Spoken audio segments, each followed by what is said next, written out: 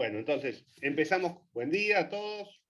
Esto parece la tele, bueno, en parte lo es. Vamos a empezar con Poder Ejecutivo Nacional hoy. La primera parte vamos a hablar de cómo se conforma el Poder Ejecutivo, el sistema presidencialista. Bueno, vamos a hablar de los contornos generales y de temas particulares, duración, algunas atribuciones, la reforma del 94, cómo está pensado el instituto tanto en Estados Unidos como en la Argentina, y después nos vamos a meter en la segunda parte de la clase, en las facultades normativas del presidente de la Nación. Le voy a hacer a Antonella Cojos para que puedas permitir que... Bien. Dale, perfecto. Para entender de qué va esto del Poder Ejecutivo Nacional y demás, tenemos como siempre que dar un paso atrás y ver qué distintos sistemas de organización del poder hay. Y básicamente hoy vamos a ver tres. Lo vamos a ver no tan detenidamente, pero lo vamos a ver con el suficiente detenimiento. Por un lado está el sistema parlamentario o el parlamentarismo. Por otro está el sistema presidencial o presidencialista o presidencialismo. Y luego hay sistemas mixtos. Hay muchos más, ¿está bien? Pero vamos a hablar vamos a hacer un recorte muy occidental, si quieren, para hablar de estos tres tipos de sistemas que, si quieren, se pueden resumir en dos, en parlamentarismo y presidencialismo, y después en el medio hay una gama de colores y de tonalidades que generan, por ejemplo, los sistemas mixtos. Estos son los dos grandes sistemas que existen en Europa y América. En sus versiones, vamos a ver las versiones puras, porque después cada sistema no hay ningún sistema que sea puro, ¿está bien? Esto es una formulación esquemática simplemente para entenderlo y para entender las diferencias. Después cada sistema tiene sus particularidades. Primero vamos a empezar por el parlamentarismo. En el parlamentarismo, en los sistemas parlamentarios, solo el Parlamento tiene legitimación democrática. O sea, son los legisladores los que son votados por el pueblo. El resto, por ejemplo, el Poder Ejecutivo, no suele ser votado por el pueblo. El Parlamento es quien designa al jefe de gobierno, al que se suele llamar primer ministro, y o a la totalidad del gabinete. Puede ser que el primer ministro pueda designarlo por él mismo, o puede ser que a su vez lo designe el Congreso. A su vez, el jefe de Estado, que podemos saberlo, la diferenciación en el Poder Ejecutivo, en el parlamentarismo puede ser una monarquía hereditaria, que es el caso, por ejemplo, de España, Gran Bretaña, y básicamente y esos sistemas monárquicos constitucionales, Holanda, Dinamarca, creo, donde hay casas reales y la jefatura de Estado la ejerce un monarca. O puede ser un presidente elegido de modo indirecto, como es en Alemania. El presidente alemán, todos conocemos a la primer ministra alemán, que se llama Merkel, pero en general nadie conoce quién es el presidente alemán, que tiene un método de designación indirecto, a cargo de las provincias. Bueno, tiene un sistema especial de designación que se ocupa de otros temas distintos a el primer ministro. Lo que nosotros conocemos más como, o lo que nos llama más la atención como la figura de nuestro presidente, en los sistemas parlamentarios se llama primer ministro. El jefe de Estado, como los monarcas o los presidentes, en general tienen la representación del Estado a nivel internacional, y en general es una figura más protocolar, con funciones políticas de construcción, que participan en la construcción de los gabinetes y en la designación de los primeros ministros. El presidencialismo. En el presidencialismo, tanto el Ejecutivo como el Legislativo tienen legitimación democrática. No hay solo uno que es votado por el pueblo, sino que tanto ejecutivo como legislativo, tienen un origen en la votación del pueblo, con lo cual ambos tienen la legitimación popular. Y no hay coordinación. Hay algunos niveles de coordinación, pero en principio prima la no coordinación entre el Ejecutivo y el Legislativo, y en donde no hay coordinación absoluta es en la formación del Ejecutivo y el Legislativo. El Ejecutivo se designa de una manera en donde el Legislativo no participa, y el Legislativo se elige y se forma de una manera en donde el Ejecutivo no participa. ¿Sí, Patricio? ¿Qué tal? ¿Cómo andan? ¿Se escucha bien? Sí, prendete la cámara. No.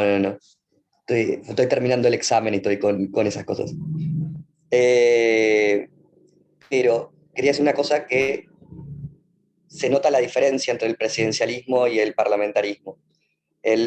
Fíjense que en el parlamentarismo hay, como bien decía Nico, hay un único órgano soberano. Y eso fue visto por los liberales norteamericanos como un posible riesgo, si quieren llamarlo así, porque al haber un único órgano soberano se da lugar al miedo de la tiranía del Parlamento, que puede cambiar totalmente cualquier ley de un país con una mayoría simple. En el presidencialismo, si ustedes le quieren dar, o el presidencialismo más clásico, si quieren, el norteamericano, responde más a esta idea de los frenos y contrapesos. Fíjense que al haber dos órganos con legitimidad democrática, justamente se presta a la idea de controles mutuos, en principio. El Ejecutivo puede ofrecer un contrapeso al Legislativo, a las tiranías del Legislativo, y al revés. El Legislativo puede poner también un freno a veces a las pretensiones tiránicas del Ejecutivo. Entonces, y de hecho, los norteamericanos, Madison sobre todo, pensaron al presidencialismo como una forma más de poner un freno o poner algún tipo de contrapeso a la tiranía legislativa. Si ustedes recuerdan lo que vimos en la segunda o primera clase sobre los miedos que tenían Madison y los federalistas, justamente responde a las diferencias entre estos dos modelos. Bien. En el sistema presidencialista, el presidente, las funciones que en el sistema parlamentarista están separadas las vías en el Ejecutivo, que hay un rey o un presidente y un primer ministro, en el sistema presidencialista estas funciones están unificadas en la persona del presidente. Y el presidente es a la vez jefe de Estado y jefe de gobierno. ¿Está bien? ¿Qué implica esto? El jefe de Estado es, creo que, no me acuerdo si, creo que hay una filmina, pero vamos a avanzar. El jefe de Estado es quien encarna la unidad, en unidad, la representación, tanto interna como externa, del Estado, del país. O sea, el presidente, o el monarca en el sistema parlamentario, y el presidente en el sistema presidencialista, es quien representa al Estado, por ejemplo, internacionalmente. No lo representa internacionalmente el Parlamento inglés, ni el Parlamento alemán, ni el Congreso argentino. El jefe de Estado es el que representa internacionalmente al país, e internamente es quien personifica esa unidad del Estado. La jefatura de gobierno lo que implica es otra función del jefe. En general, el jefe de Estado es ante quien, por ejemplo, se jura lealtad las Fuerzas Armadas.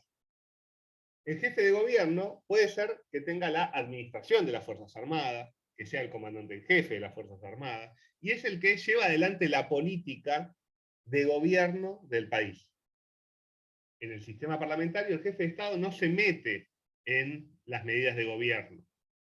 Es el primer ministro. En el sistema presidencialista, el presidente es, por un lado, el jefe de Estado, es el que representa al Estado tanto interna como internacionalmente, y es el que se ocupa de llevar adelante el gobierno del país, que ejecuta las leyes, que administra, esas funciones están concentradas en una sola persona, que es el presidente, en los sistemas presidenciales. ¿Cuál es la idea? El presidencialismo nació como el sistema que hoy lo conocemos en Estados Unidos, y fue Hamilton el que fundó la importancia del presidente en dicho sistema, y, por ejemplo, tenemos en el Federalista 69 la idea sobre la cual se construyó esto que venía diciendo Patricio, del Ejecutivo a su vez como parte del sistema de frenos y contrapesos. Y bueno, Hamilton decía, al definir un buen gobierno, uno de los elementos salientes debía ser la energía por parte del Ejecutivo. Esta idea de la energía del Ejecutivo está muy presente, es, si quieren, uno de los núcleos o el corazón de la idea de las atribuciones y de la organización presidencialista, para proteger a la comunidad contra los ataques del exterior, para la firme administración de las leyes, para la protección de la propiedad contra esas combinaciones irregulares y arbitrarias que a veces interrumpen el curso normal de la justicia.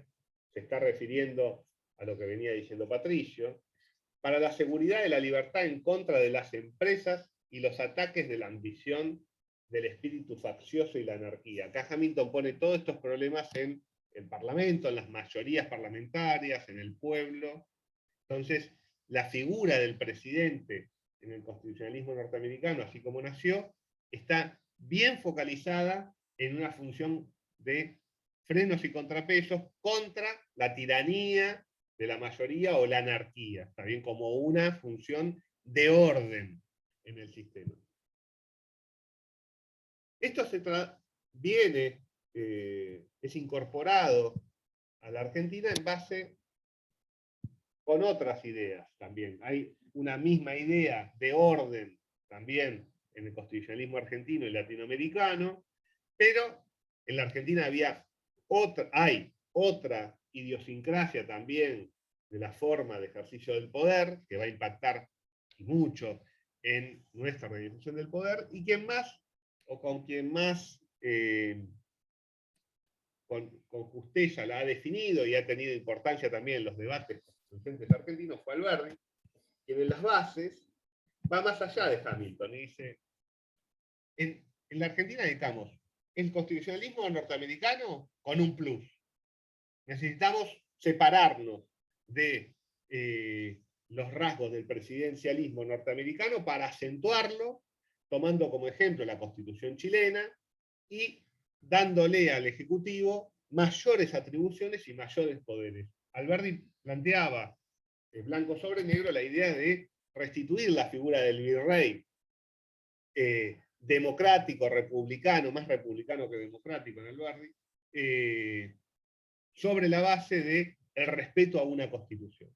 Pero mantener esa figura de un ejecutivo fuerte, de un líder poderoso. Y entonces Alberdi decía, la constitución del poder del ejecutivo, tanto nacional como provincial, es uno de los rasgos que nuestra constitución hispano-argentina debe separarse del ejemplo de la Constitución Federal de los Estados Unidos, está hablando de la de 1887. Chile ha hecho ver que entre la falta absoluta de gobierno y el gobierno dictatorial hay un gobierno regular posible, y es el de un presidente constitucional que puede asumir las facultades de un rey en el instante en que la anarquía le desobedece como presidente republicano. Y esto va a impactar y mucho en el diseño constitucional argentino y en las atribuciones que va a tener el presidente en nuestra Constitución.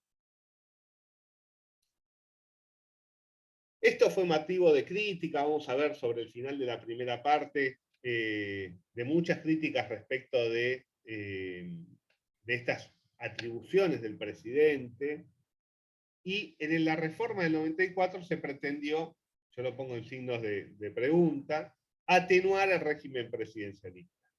Para hacerlo, ustedes ya las tienen como naturales, las cosas que vamos a ver en esta filmina, pero son novedades incorporadas con esta idea de atenuar el presidencialismo, que vamos a ver si es una atenuación efectiva o no lo es, sobre todo cuando veamos la segunda parte de la clase respecto de las facultades legislativas y normativas del presidente.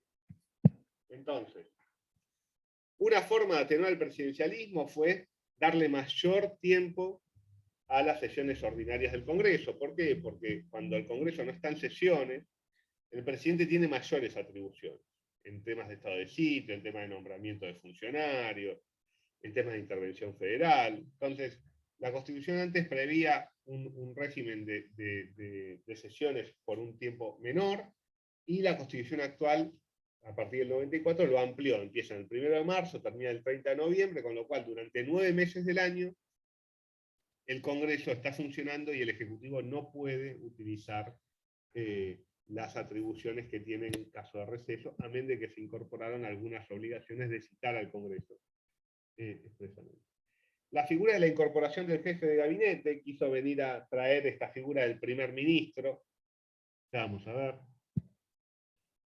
La idea del Consejo de la Magistratura, la institución del Consejo de la Magistratura, lo que vino a limitar también es la atribución presidencial de elegir a quien quiera para que sea juez federal. Ahora hay que pasar por un proceso que vamos a ver en la clase que viene, de designación a través del Consejo de la Magistratura, y el presidente debe elegir entre una terna que le da el Consejo de la Magistratura. Antes podía elegir a quien quisiera. La prohibición de dictar decretos de necesidad de urgencia. No sé si se enteraron que el presidente no puede dictar decretos de necesidad de urgencia. Admite excepciones. ¿Está bien? La prohibición de delegación legislativa. Admite excepciones. La autonomía de la Ciudad de Buenos Aires fue una forma de atenuar el poder presidencial. Antes el presidente era el jefe también de la ciudad. La constitucionalización de los organismos de control, el AGN y el Defensor del Pueblo, y un mayor control judicial de constitucionalidad, que no solo se da en la Constitución a través de la incorporación del artículo 43, sino con el avance de el entendimiento de sus atribuciones del Poder Judicial. Esto del mayor control judicial de constitucional no es solo una atenuación del presidencialismo, también es una atenuación del parlamentarismo, y me animaría a decir una atenuación de la democracia. Profe, Sí. con el tema de la prohibición que se hizo a los decretos y excepciones, ¿se podría decir que se tomó una interpretación o una designación, si se quiere, restrictiva? Básicamente diciendo que está todo prohibido, exceptuando algunas circunstancias, que sería diferente a decir está todo permitido, exceptuando tales situaciones. ¿Se puede considerar como restrictivo? Sí, por supuesto. Sí, sí, igual lo vamos a ver bien en la segunda parte, pero sí. El principio general es la prohibición. En algunas circunstancias excepcionales se puede, con determinadas limitaciones. Ahora, yo lo pongo, admite excepciones y entre signos de pregunta, porque las excepciones siempre se comen el principio general. Entonces, bueno, esas excepciones, con el tema de la pandemia, que lo vamos a ver, y tenía el trabajo práctico, es como que volvió la discusión. Yo creo, es mi opinión particular, creo que la pandemia dio la ocasión por primera vez de que haya una circunstancia excepcional de las que deberían exigirse, pero antes de la pandemia se dictaron miles de DNU. O sea, allá de la discusión sobre si los DNU durante la pandemia son constitucionales o no, Macri, qué sé yo, y todos usaron DNU para establecer feriados nacionales, o correr un feriado, o derogar leyes. Entonces, y ahí estamos seguros, de buena fe, que no había ninguna circunstancia excepcional. Pero sí, el criterio es restrictivo de los DNU, porque, de vuelta, y esto lo va a decir la Corte, que Antonella se va a ocupar del tema en los fallos, los leading case que tienen, que son Berroque y Consumidores Argentinos, que esto tiene que leerse en el marco de una mirada que hace la Corte originalista, de que el constituyente quiso atenuar el presidencialismo. Entonces hay que mirarlo desde ahí. Es discutible, como vimos en la clase de interpretación, por qué tomar ese criterio interpretativo. Pero ya no nos adelantemos, que Antonella Perfecto, lo gracias. va a tratar bien. Bueno, ¿y cómo se ve esto en la Constitución? En el 99, inciso 1. Es el jefe supremo de la nación, dice la Constitución, jefe del gobierno y responsable político de la administración general del país. Esto de jefe supremo, que a muchos no les gusta, es lo que dice la Constitución, y lo que implica es esto, de que es el jefe de Estado, es la figura máxima del sistema. Todo el sistema de organización del poder presidencial tiene en el centro, el sol es el presidente, no es el parlamento. En el sistema parlamentarista, el sol es el parlamento. En los sistemas presidenciales, no. El sol es el presidente y es el jefe, es quien personifica al Estado, la figura del Estado, tanto a nivel interno como internacional, y además es el responsable de llevar adelante el gobierno del país. Bueno, ahora, jefe de Estado representa interna e internacionalmente la unidad del Estado como persona jurídica, o sea, obliga al Estado como persona jurídica, y es el comandante en jefe de las Fuerzas Armadas. Estas funciones no las tiene ni el Congreso, ni la Corte Suprema, ni ningún otro poder. Es el jefe de gobierno. ¿Qué quiere decir? Vamos a ver ahora con más especificidad. Ejerce el liderazgo y la conducción del gobierno federal. Es el jefe máximo de la administración pública. Tiene facultades legislativas, tanto de iniciación como las propias legislativas. Provee a la integración de los otros poderes y promueve su actuación. Participa en la designación de jueces, de embajadores, y a su vez promueve su actuación. Encabeza las sesiones del Congreso, las prorroga, cita extraordinarias, etc. Bien, y ahí están algunos ejemplos de estas últimas funciones. ¿Alguna duda hasta acá? ¿De qué implica cada cosa?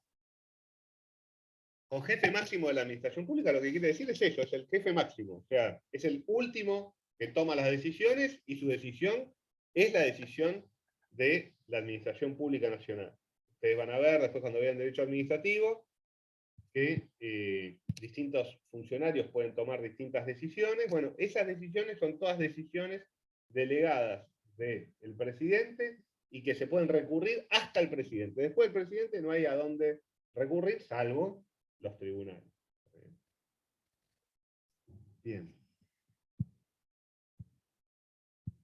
Las actividades del presidente, esto de ejercer el liderazgo, ¿qué hace el presidente? Bueno, establece y lleva adelante la política gubernativa, administra el Estado, es el responsable de la administración del Estado, es el responsable de la ejecución de las leyes,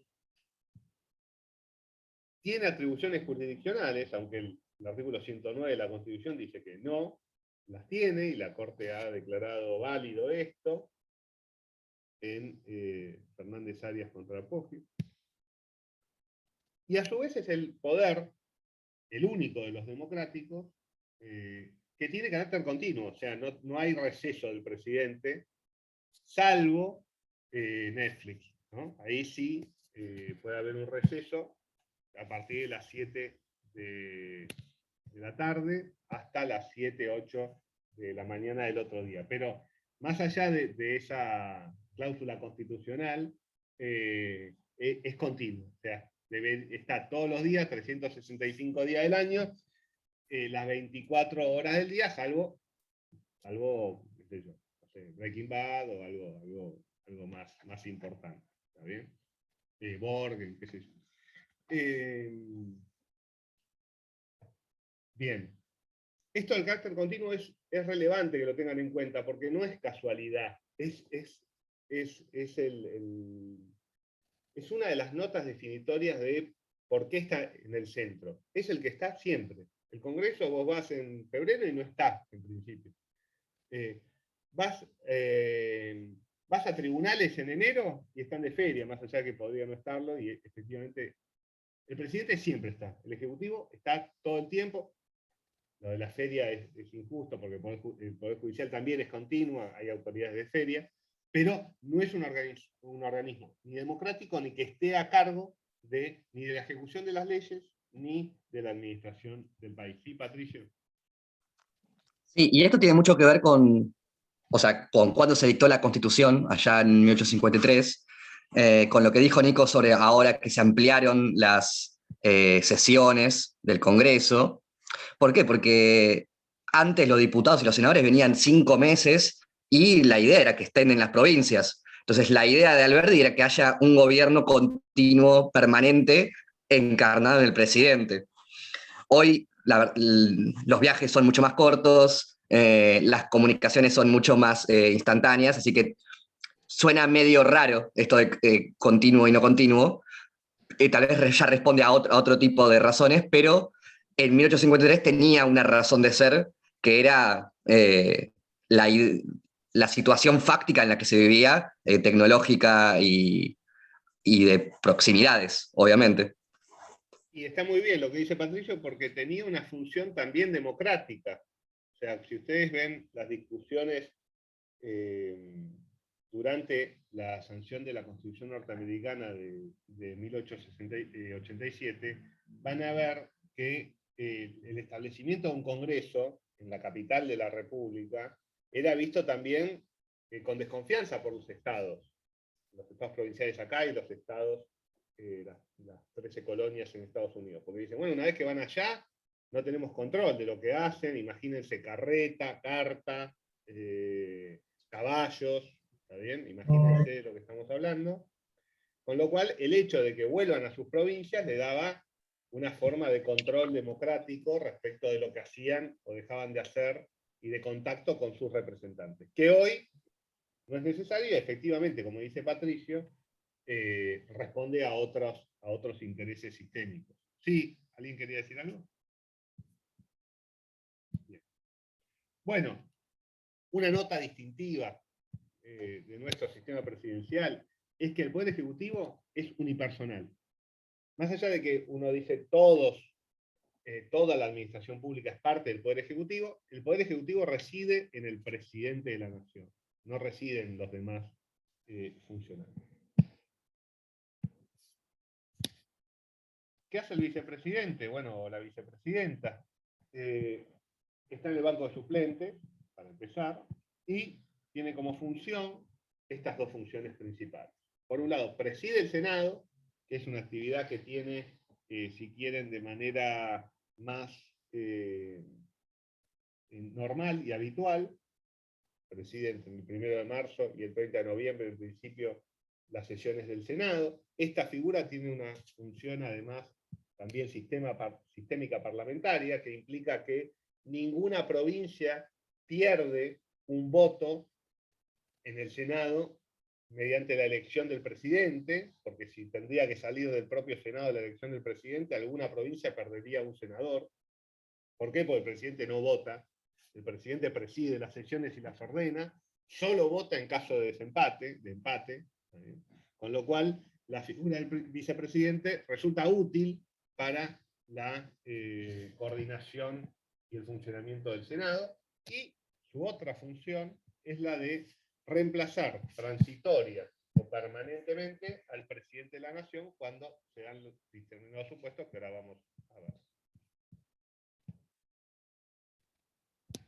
Ejercicio del Ejecutivo. Profe, Sí. un ejemplo del voto de desempate fue la traición de Cobos en la 125, ¿no? Sí, saquémosle lo de traición, porque, bueno, puede no serlo. Y sí, el desempate de Cobos, que lo dijimos la clase pasada, que la próxima vez que se haga podría ser por la positiva, como para que sea más claro. Es el ejemplo moderno de esta función de desempate. Exactamente. Bien. Ejercicio del Ejecutivo por el presidente. La Constitución establece algunos supuestos. Ausencia de la capital. De vuelta. Veamos de qué estamos hablando. 1853, 1860. Hoy es cuando se ausenta del país, pero en la Constitución no está. Entonces, cuando Alberto Fernández va a algún país extranjero, asume la vicepresidenta Cristina Fernández de Kirchner. Cuando está enfermo o cuando está inhábil, esto de la inhabilidad genera discusiones porque la Constitución habla de enfermedad cuando habla del presidente y habla de inhabilidad cuando habla del presidente y el vicepresidente. Se las hago, se los digo, se los tiro para que lo tengan en cuenta, que es un tema discutido. Además, ¿quién declara que está inhábil? Porque no está en la Constitución. Se está cortando un poco, Nico. A ver, ahora me escuchan Sí, bien. se está cortando. ¿Me escuchan bien? ¿Me escuchan bien ahí? ¿Estoy? ¿Estamos? ¿Ahí me escuchan? ¿Sí? Sí, ahora sí, pero se perdió una parte. Bien, no, lo que le estaba diciendo es que la Constitución acá da un margen muy grande de interpretación porque habla de enfermedad del presidente, que en principio parecería ser un concepto determinado, más allá de que pueda ser problemático, y bueno, si el presidente está enfermo y no puede ejercer sus funciones, bueno, actúa el vicepresidente hasta que se cura, o hasta que pasa esa situación. Pero después la Constitución habla cuando el presidente y el vicepresidente no pueden o están inhábiles. Y ahí la inhabilidad es una... Hay varias propuestas, algunos dicen, bueno, es la enfermedad puesta con otras palabras. Siempre que el legislador utiliza una palabra, no hay que entender que la utiliza en vano, más en una Constitución. Entonces, parecería que inhabilidad es más amplio que enfermedad, pero la Constitución no dice quién lo establece. Hay una idea de que lo puede establecer el Congreso, no está en la Constitución, es una idea plausible, pero no está. Otra que en los Estados Unidos, por ejemplo, no sé si habrán visto alguna película, lo puede declarar el vicepresidente con el acuerdo de determinada cantidad de secretarios, de lo que acá sería ministros. Bueno, en la Argentina eso no está claro y es un tema ahí de discusión constitucional.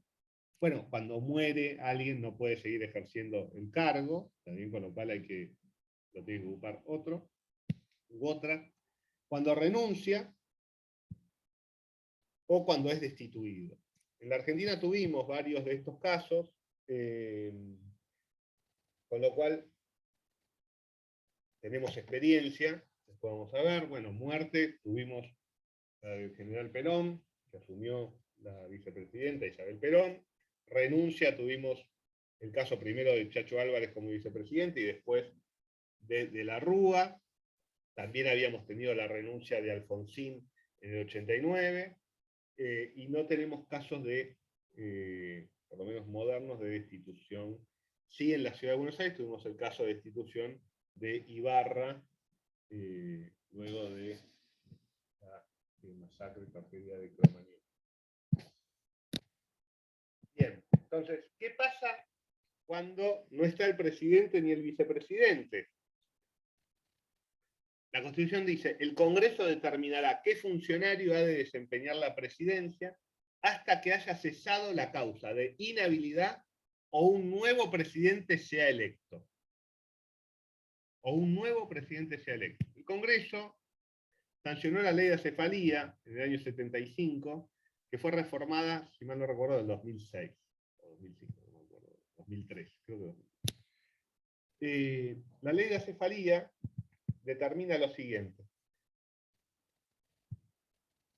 Si el presidente muere o es declarado inhábil, asume el vicepresidente o vicepresidente. Si no hay ni presidente ni vicepresidente o ambos están imposibilitados, asume el presidente del Senado. Si no está el presidente del Senado, esto es lo que pasó, por ejemplo, la asunción del presidente del Senado es lo que pasó en esas 12 horas del término del mandato de Cristina Fernández de Kirchner y de Macri, porque no se pusieron de acuerdo en qué horario hacer el traspaso. Entonces, ahí hubo 12 horas que asumió el presidente provisional del Senado. También se dio esta situación en el 2001, cuando, ante la renuncia de la Rúa, el presidente del Senado asumió la presidencia y convocó a la Asamblea Legislativa que ahora vamos a ver. Después sigue el presidente de diputados, luego el presidente de la Corte Suprema de Justicia, esto se dio una vez, que asumió como presidente Guido en la década del 60. Y estas personas ocuparán el cargo hasta que el Congreso, el vicepresidente ocupa directamente el cargo, ¿está bien? Y termina el mandato. Pero el resto ocupa el cargo hasta que el Congreso reunido en la Asamblea haga la designación del nuevo presidente. Y efectivamente se junta la Asamblea Legislativa, uno de los supuestos de reunión de Asamblea Legislativa es este, la designación del presidente, y tiene que elegir un presidente. En caso de que haya ya un presidente o viceelectos, que fue la situación del 89, que fue lo que se regularizó, entre comillas, con la reforma de la ley de acefalía, asumen este presidente y vicepresidente, o sea, renuncia el presidente, en este caso Alfonsín, y ya estaba elegido Menem Duhalde, y asumieron Menem Duhalde. Deben reunirse dentro de las 48 horas de producir la cefalía, y en esa asamblea legislativa puede ser elegido presidente o presidenta alguien que tenga estas características, o sea, tiene que tener legitimidad popular, tiene que ser o un senador nacional, un diputado, diputada nacional, senador o senadora nacional, y gobernador o gobernadora de provincia. Tienen que elegir entre ellos un nuevo presidente. En caso de que haya vicepresidente o vice, asumen estos, y para elegirlo deben reunirse dentro de las 48 horas, el quórum se obtiene teniendo 2/3 partes de los miembros de cada cámara, o sea, de cada cámara 2/3 partes, juntos. Si no las juntan dentro de las 48 horas, pueden convocarse con mayoría simple de los miembros de cada cámara. Se elige por voto de la mayoría absoluta de los presentes, y el elegido o elegida cumple el mandato del reemplazado o reemplazada. Y este cumplimiento del mandato del reemplazado o reemplazada no cuenta a los efectos de, por ejemplo, si después es elegido presidente o presidenta, no cuenta como tiempo de cargo de la siguiente presidencia, o si ya está elegido, de la presidencia a la cual va a ocupar el cargo a partir del plazo. Esta legislación de la ley de acefalía, mucho la considero inconstitucional porque, por un lado, afecta el principio que establece la Constitución de que el plazo por el cual sos elegido presidente o presidenta de 4 años es improrrogable, y a su vez también algunos plantean que afecta al espíritu de la Constitución, que establece hasta que sea un nuevo presidente elegido, y que la Constitución se estaría refiriendo a que debe haber una elección del presidente más o menos inmediata y no esperar hasta la próxima elección. Esa es más discutible. Requisitos para ser presidente. Sí. Entonces, por ejemplo, en el caso de Isabel Perón, ella no podría, o sea, pasó el golpe de Estado y todo lo que ya sabemos, pero si no hubiera pasado eso, ella no podría haber terminado el mandato de Perón, tenía que reunirse el Congreso en la Asamblea y decir, bueno, elegimos a tal. No, por eso lo dije recién, salvo el vicepresidente. Si el vicepresidente continúa todo el mandato del presidente. Ok. ¿Está bien? Bien. Requisitos para ser presidente: haber nacido en territorio argentino, si nació en el extranjero, ser hijo de ciudadano nativo, y las demás cualidades para ser senador nacional. Se exige ser argentino o ser hijo de ciudadano nativo. No se puede ser naturalizado para ser presidente. No podés ser extranjero y naturalizado. La duración del cargo era 4 años, con una reelección. Acá esta también fue una solución transaccional de atenuación del presidencialismo. Veníamos con un mandato de 6 años, se bajó a 4, y se permitió una sola reelección, que es en cualquiera de los 2 cargos que estés. O sea, no podés, Alberto Fernández, Cristina Fernández de Kirchner, y la próxima Cristina y Alberto, y después de vuelta Alberto y Cristina. No, es en cualquiera de los 2 lugares no podés ser reelegido. O sea, no podés invertirlo para ganar un periodo. Que es lo que está pasando, por ejemplo, en la ciudad de Buenos Aires. O sea, el próximo, Larreta no se puede presentar para un nuevo pedido. Bueno, esto que decíamos, el comienzo y cese. El presidente cesa el mismo día en que expira su periodo de 4 años. La ley de acefalía lo que hace es marcarle, bueno, no, el periodo de 4 años empieza el 10 de diciembre y no antes, se asumió antes, sin que evento alguno que lo haya interrumpido pueda ser motivo que lo complete más tarde, por ejemplo, que la declare inhábil o lo declare inhábil, o haya estado enfermo, o haya habido alguna situación por la cual no ejerció el cargo, eso no es causal de mantenerlo. O, por ejemplo, se hubiera dado una situación, o se podría dar una situación, en caso de, no sé, que una pandemia como esta nos impida o nos dificulte la elección de presidente, habría toda una discusión de qué hacer. No se puede prorrogar el mandato del presidente por... no admite ninguna excepción, con lo cual la pandemia tampoco sería una excepción para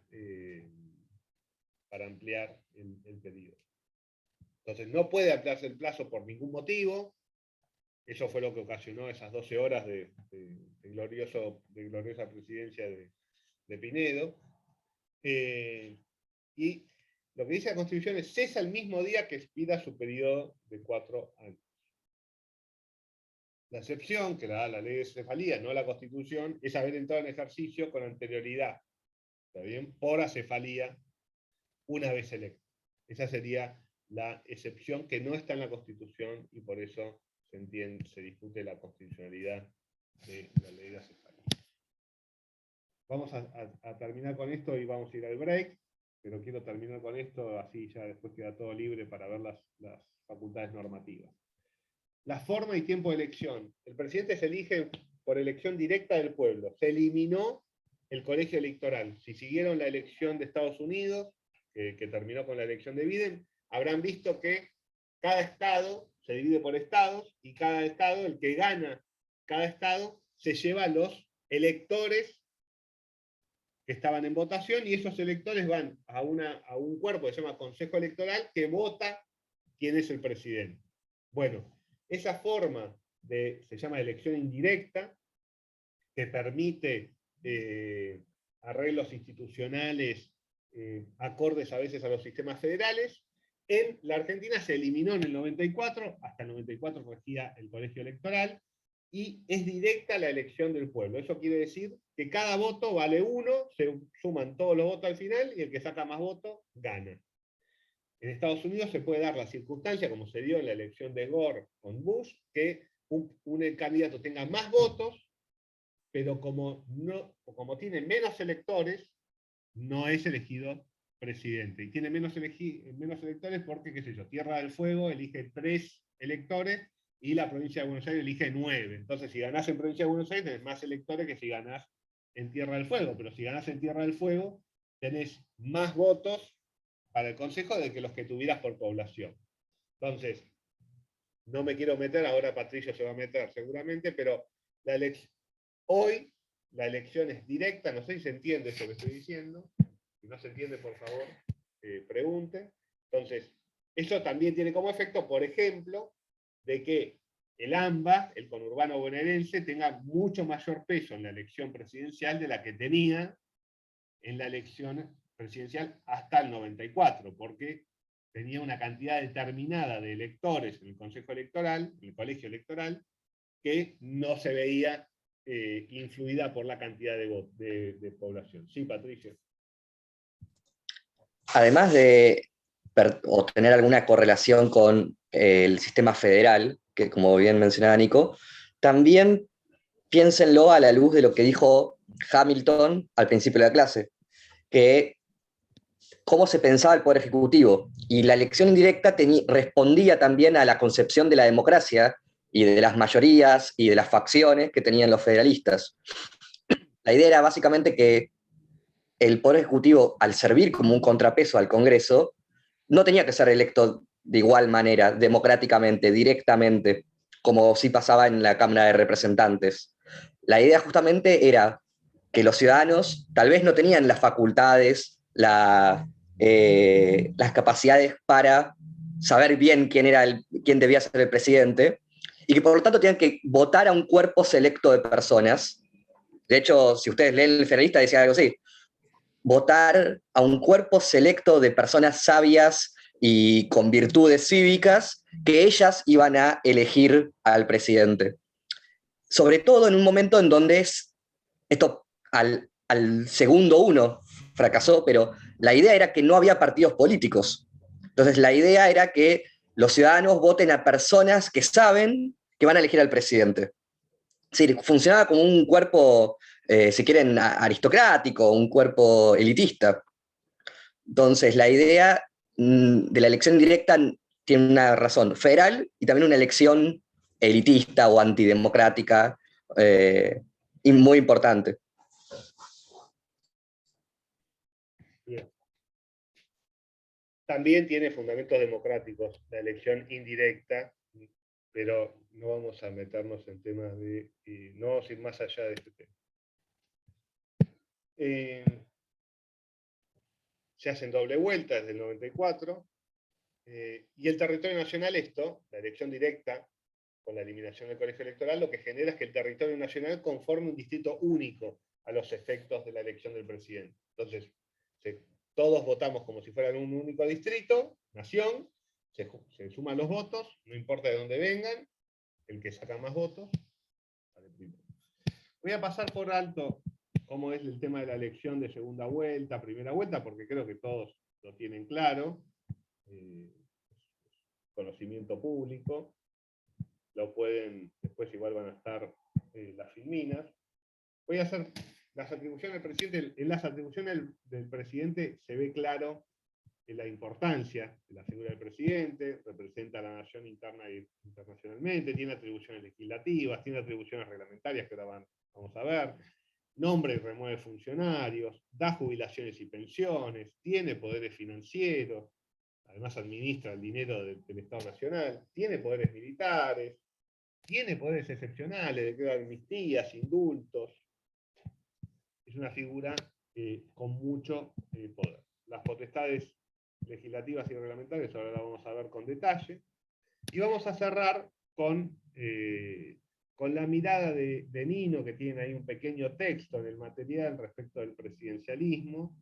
Nino era un fuerte crítico del sistema presidencial argentino, también era crítico del sistema presidencial, imagino, norteamericano, pero era más, no le gustaba el sistema presidencial. Nino tenía una particular preocupación respecto de este tema, que eran los golpes de Estado. Nino estaba obsesionado, conforme su tiempo, con la situación en la Argentina y en Latinoamérica de los golpes militares. Y Nino entendía que el presidencialismo, el sistema presidencialista, tal y como había sido diseñado por Alberdi, era parte del problema por el cual se producían estos golpes militares y que se requería una modificación del sistema de gobierno para darle mayor estabilidad al sistema y mayor cantidad de válvulas de escape que eviten estos golpes militares. Entonces, muy rápido, Nino en ese texto presenta ventajas, desventajas y una propuesta respecto del sistema presidencialista. Entre las ventajas, Nino ve la ventaja del liderazgo, un liderazgo claro, que puede marcar el sentir mayoritario de la población. La coherencia, al ser una persona, los actos en principio son coherentes, van en una misma línea. La rapidez, no tiene que discutir con otros 300 personas y votar, lo decide él, y entonces puede dar respuestas rápidas. La eficacia, tiene el poder suficiente para hacer cumplir sus ideas y sus designios. Y también es raro, Nino, esto, ve como un rasgo ventajoso la tradición argentina, en el sentido de que está muy arraigado y que es muy propio de la tradición, con lo cual este es un punto a favor del presidencialismo, una ventaja. A mí me resulta igual extraño que lo llame una ventaja y no de otra manera. Las desventajas. En general en el texto van a ver que hay muchas desventajas, porque la idea del texto es criticar el presidencialismo. Yo creo que son reducibles a estas tres, la cantidad de desventajas que ven. Primero, la dependencia de la suerte de una persona. Bueno, hay un error de tipeo. Depende de la virtud de la persona, de si es inteligente, sabio, reflexivo, bueno, de quién es la persona. Hay tanto poder en una persona que se depende mucho de sus características personales y también de su salud, si está enfermo, si tiene problemas. Él entiende que facilita el quiebre institucional porque tiene poca flexibilidad, en el sentido de que si hay un problema con el presidente, dice Nino, la única forma de sacarlo es con el juicio político. Creo que la historia de los últimos 30 años de la Argentina permite poner en perspectiva este temor, esta crítica de Nino a la poca flexibilidad. Tuvimos una crisis enorme en el 2001 que se dio con el sistema presidencialista y tuvo una salida institucional, yo creo, hiper aceptable para los institucionalistas. Lo resolvió el Congreso, se designaron presidente, se decretaron después elecciones, no hubo ningún quiebre institucional, para nada. El sistema lo soportó de manera totalmente sistémica. Opinión personal, yo creo que el quiebre institucional en la Argentina viene por otro lado, pero bueno, él habla efectivamente de la poca flexibilidad, que la única manera de sacar al Ejecutivo es con el juicio político, y que en los sistemas parlamentarios hay mociones de censura, hay formas más sencillas de cambiar la figura del primer ministro, que además no es tan relevante. Con lo cual, como no es tan relevante, es más fácil cambiar. Y entiende como una desventaja también la falta de estímulos a la negociación y de buscar puntos en común, que bueno, esto se ve todo el tiempo. El que ocupa el rol de opositor bombardea, bombardea, bombardea, y efectivamente el sistema presidencial tiene pocos estímulos para la negociación. Él entiende que el parlamentarismo tiene más. Es un tema discutible. También en los sistemas parlamentarios la oposición bombardea, bombardea, bombardea, y no necesariamente el sistema parlamentario genera mayores estímulos a la negociación, a la búsqueda de puntos en común. Y bueno, y él lo que propone para finalizar es un sistema mixto, que es alguna de las cosas que se intentaron en el 94, entonces dividir los roles entre el jefe de Estado y el jefe de gobierno, y entonces propone la creación de la figura del jefe de gabinete, que se creó en el artículo 100, no se creó con la idea que tenía Nino de un jefe de gabinete, pero y una mayor preponderancia del Parlamento respecto al Ejecutivo. Y bueno, esa es la mirada que tenía Nino respecto de qué reformas hacer. Inspiraron, son importantes ese textito de Nino, y Nino es importante porque inspiró las propuestas de Alfonsín en el núcleo de coincidencias básicas. Muchas de las instituciones, el Consejo de la Magistratura, la figura del jefe de gabinete, etcétera, etcétera, tienen la influencia de Nino, más allá de que no salieron como Nino pensaba o que no se instrumentaron como Nino hubiera querido, ¿está bien? Pero muchas de las cosas que dice la Constitución del 94 están inspiradas en ideas de Nino, y por eso es relevante traerlo a colación y leerlo. Bien, si les parece, nos extendimos unos minutos de la primera parte. Vamos a hacer un break de 5 y 20. Continuamos con la clase. ¿Les parece bien? Profe.